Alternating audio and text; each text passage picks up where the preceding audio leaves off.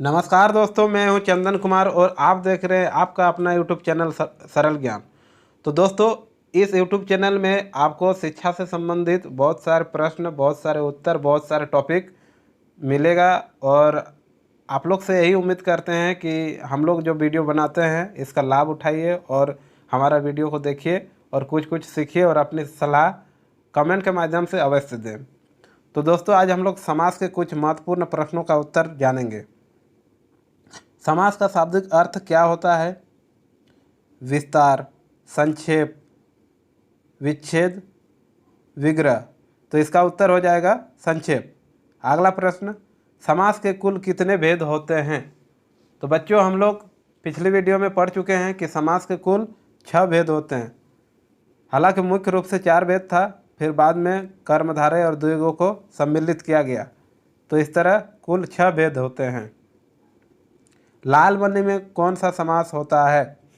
लाल money में कर्मधारय, बहुव्रीहि, अव्ययी भाव और द्वंद्व समास। तो इसमें कर्मधारय समास होगा क्योंकि लाल इसकी विशेषता है। मनी है अर्थात लाल। अगला प्रश्न, नील गाय में कौन सा समास है? नील गाय में भी नीला क्या है? इसकी विशेषता है अर्थात इसमें भी कर्मधारय समास ही होगा। अगर नील गाय, नील कमल इस तरह शब्द हमें दिखाई दे तो वो कर्मधारय ही समास होगा। इसके बाद अगला, दशानन में कौन सा समास होता है? दशानन कहने का अर्थ है 10 है आनंद जिसका, अर्थात 10 सिर वाला रावण। तो इसमें अर्थात निकल रहा है इस, यानी दो अलग अलग अर्थ के बाद तीसरा अर्थ निकल रहा है, अर्थात में इसका उत्तर आ रहा है। तो ये बहुव्रीहि समास होगा। दशानन अर्थात रावण। इसके बाद चंद्रमुख में कौन सा समास है? चंद्रमुख, इसमें भी विशेषता बता रही है कि मुख है लेकिन कैसा है? चांद के जैसा। तो इसका उत्तर आप लोग को पता चल ही गया होगा। इसका उत्तर हो जाएगा कर्मधारय समास। इसमें अगर मृग नयन रहता, मृग मतलब हिरण, हिरण के जैसा नेत्र, अर्थात उसमें भी मृग नयन में क्या होगा? कर्मधारय समास होगा। इस प्रकार के प्रश्न अगर मिलेंगे तो उसका उत्तर कर्मधारय समास होगा। यथाशक्ति में कौन सा समास है? यथाशक्ति, यथा यहाँ पर उपसर्ग है यानी अव्यय है, तो इसमें अव्ययी भाव समास होगा।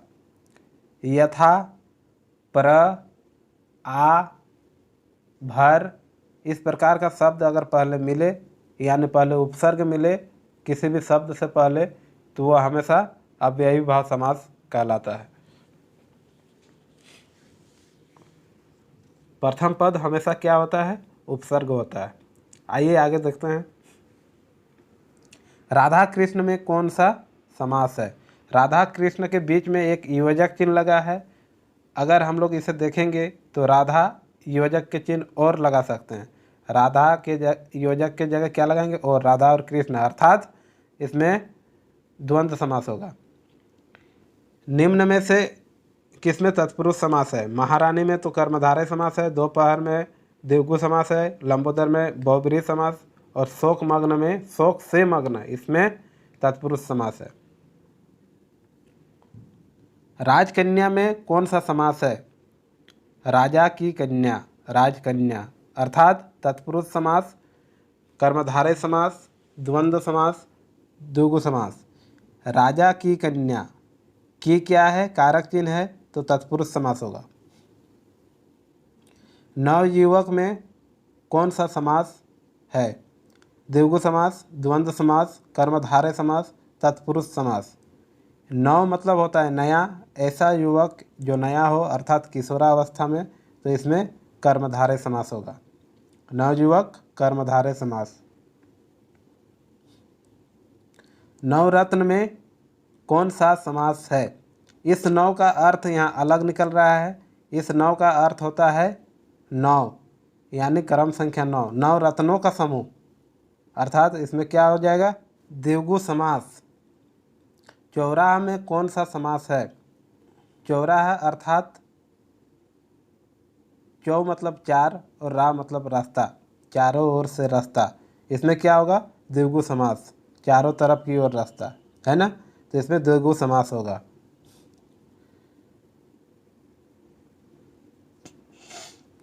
मनोज में कौन सा समास है? तो मनोज में बहुव्रीहि समास, तत्पुरुष समास, अव्ययी भाव समास, कर्मधारय समास। मनोज कहने का अर्थ है मन से जन्म लेने वाला, अर्थात कामदेव, यानी बहुव्रीहि समास। धर्माधर्म कैसा समास है? द्वंद्व समास, बहुव्रीहि समास, द्विगु समास, तत्पुरुष समास। धर्माधर्म, इसको अगर संधि विच्छेद किया जाए तो धर्म प्लस अधर्म, यानी धर्म धन अधर्म, द्वंद्व समास होगा। इसमें द्वंद्व समास होगा, धर्म और अधर्म है। देवासुर में कौन सा समास है? ये भी ऐसा ही है, इसमें भी द्वंद्व समास होगा। देव और असुर, देव मतलब देवता और असुर मतलब राक्षस। प्रत्येक में कौन सा समास है? इसमें अव्ययी भाव समास होगा, क्योंकि प्र जो है ये उपसर्ग है और जिसमें पहले उपसर्ग लगा हो उसे हम लोग अव्ययी भाव समास कहते हैं। पल पल में कौन सा समास है? तो पल पल जिसमें उपसर्ग के साथ साथ अगर ऐसा शब्द जिसमें पुनरावृत्ति हो, रातों रात, पल पल, दिनों दिन, इस प्रकार का अगर शब्द मिले तो यह भी क्या हो जाएगा? अव्ययी भाव समास होगा।